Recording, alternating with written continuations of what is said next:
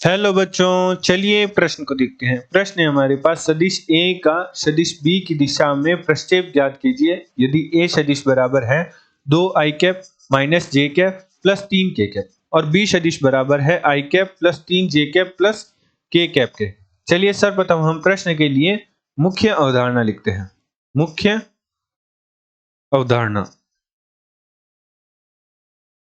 मान लीजिए एक सदिश है A सदिश एवं दूसरा सदिश है B सदिश और दोनों सदिशों के मध्य कोण है थीटा। तो A सदिश का B सदिश पर प्रक्षेप हमारे पास बराबर होता है A सदिश का परिमाण गुणा cos थीटा के, जिसे हम कुछ इस प्रकार लिखते हैं।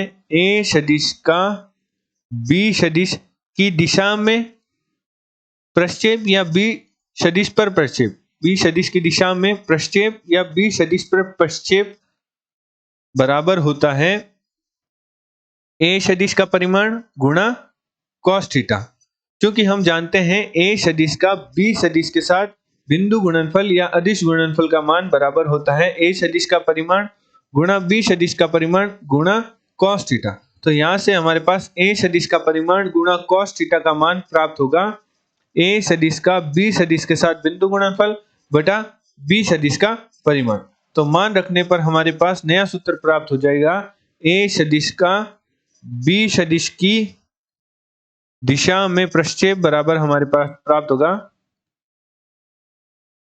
B की प्रक्षेप हमारे पास प्राप्त होगा A सदिश का B सदिश के साथ बिंदु गुणनफल बटा B सदिश का परिमाण, जिसे हम कुछ इस प्रकार भी कहते हैं कि जिसकी दिशा में प्रक्षेप निकालना होता है उस सदिश का हर में परिमाण एवं दोनों सदिशों का बिंदु गुणनफल हमारे पास अंश में होगा एवं जिसकी दिशा में प्रक्षेप निकालना होता है उसका परिमाण हर में होगा।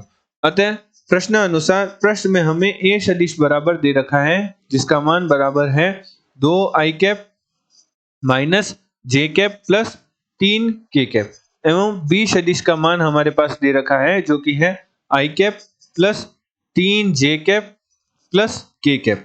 तो चलिए सर्वप्रथम हम A सदिश का B सदिश के साथ बिंदु गुणनफल का मान ज्ञात करते हैं। तो हमारे पास A सदिश है 2i cap minus j cap plus 3k cap का बिंदु गुणनफल हमें करना है i cap plus 3j cap plus k cap के साथ। तो चूंकि हम जानते हैं i कैप का i कैप के साथ, j कैप का j कैप के साथ, k कैप का k कैप के साथ बिंदु गुणनफल का मान 1 होता है एवं i कैप का j कैप के साथ, j कैप का k कैप के साथ, k कैप का i कैप के साथ बिंदु गुणनफल का मान 0 होता है। तो जब 2i की गुणा हम i cap plus 3j cap plus k cap से करेंगे तो 3j कैप और k कैप के साथ जब बिंदु गुणनफल करेंगे तो i कैप का j कैप के साथ और i कैप का k कैप के साथ बिंदु गुणनफल का मान चूंकि 0 होता है तो वह हमारे पद 0 हो जाएंगे। तो हमारे पास केवल i कैप का i कैप के साथ गुणा होगा और उसका मान 1 होता है। तो हम कुछ इस प्रकार कहते हैं कि किन्हीं दो सदिशों का बिंदु गुणनफल बराबर होता है दोनों सदिशों के i कैप के गुणांकों की गुणा प्लस j कैप के गुणांकों की गुणा प्लस k कैप के गुणांकों की गुणा। तो हमारे पास A सदिश का B सदिश के साथ बिंदु गुणनफल का मान प्राप्त होगा 2 माइनस 3 प्लस 3 अर्थात 2।